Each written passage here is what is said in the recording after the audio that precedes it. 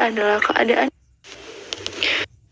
Assalamualaikum warahmatullahi wabarakatuh. Kami dari kelompok 4, mata kuliah manajemen asuransi, yang beranggotakan saya sendiri, Aisyah Siti Nurjana, NIM 012, Ahmad Saiful Anwar, NIM 014, dan Juwanto Nur Huda, NIM 025.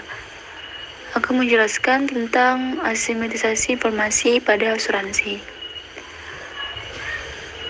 Penjelasannya, yang pertama, pengertian asimetrisasi informasi. Yang kedua, hubungan asimetrisasi informasi dengan asuransi. Yang ketiga, efek asimetrisasi informasi. Yang keempat, solusi asimetrisasi informasi. Yang kelima, contoh kasus dari asimetrisasi informasi pada asuransi. Hubungan asimetrisasi informasi dengan asuransi. Asimetrisasi informasi pada jasa asuransi adalah keadaan di mana banyak dari masyarakat menyembunyikan informasi yang seharusnya diketahui oleh pihak penyedia asuransi. Hal ini dapat menimbulkan adanya adverse selection. Adverse selection menyebabkan perusahaan asuransi itu tidak dapat membedakan antara individu mana yang berisiko tinggi dan individu mana yang berisiko rendah berdasarkan informasi yang tersedia, serta berakhir dengan memberikan pilihan yang buruk terhadap calon yang tertanggung. Asimetrisasi informasi juga bisa menyebabkan perubahan perilaku setelah suatu kontrak asuransi ditandatangani, atau yang disebut moral hazard. Sebelum kontrak ditandatangani, kedua belah pihak saling mengetahui tentang karakter dari tertanggungnya.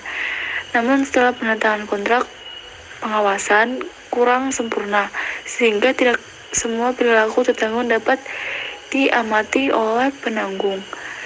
Selanjutnya akan dilanjutkan oleh Ahmad Saiful Anwar. Pengertian asimetrisasi informasi. Asimetrisasi informasi adalah situasi yang muncul di saat satu pihak tidak mempunyai pengetahuan tentang pihak lain yang terlibat dalam transaksi, sehingga tidak mungkin untuk membuat keputusan yang tepat. Efek asimetrisasi informasi ada dua. Yang pertama, adverse selection dan moral hazard. Adverse selection dapat diartikan kurangnya informasi yang dimiliki pihak ketika bernegosiasi untuk menyepakati suatu kontrak. Masalah adverse selection terjadi ketika agen mempunyai informasi pribadi yang relevan sebelum kontrak disetujui. Yang kedua, moral hazard. Moral hazard terjadi ketika terdapat asymmetric information pada saat kontrak sudah disetujui. Umumnya, moral hazard terjadi apabila suatu pihak yang tindakannya tidak diamati mempengaruhi probabilitas terjadinya kerugian atau besarnya pembayaran nilai ganti rugi.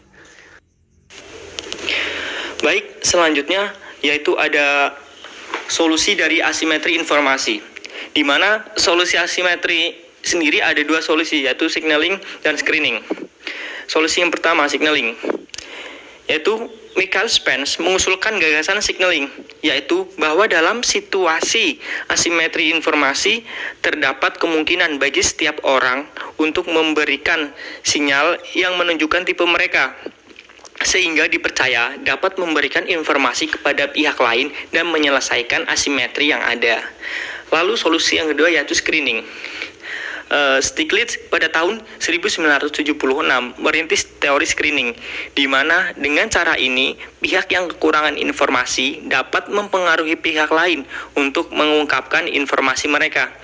Pihak yang kekurangan informasi dapat menyediakan menu pilihan sedemikian rupa, di mana pilihan yang disediakan tergantung pada informasi pribadi yang dimiliki oleh pihak lainnya.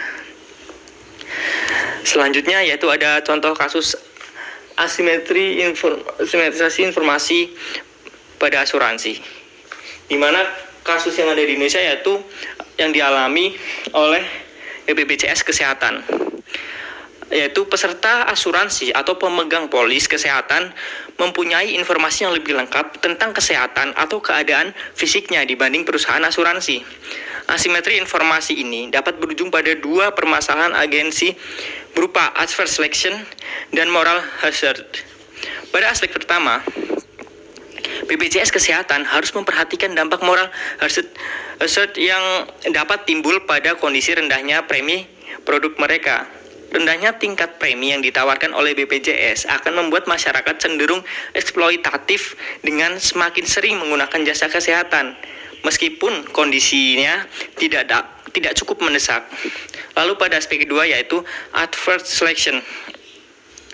Penyesuaian nilai penggantian layanan kesehatan akan membuat fasilitas kesehatan dengan kualitas yang baik membatasi pelayanan mereka. Bahkan tidak menerima pembayaran melalui BPJS Kesehatan. Hal ini dikarenakan mereka memiliki standar harga yang lebih tinggi yang kemudian tidak masuk dalam tanggungan BPJS Kesehatan. Baik, mungkin itu saja yang dapat kelompok kami sampaikan mengenai materi asimetrisasi informasi pada asuransi.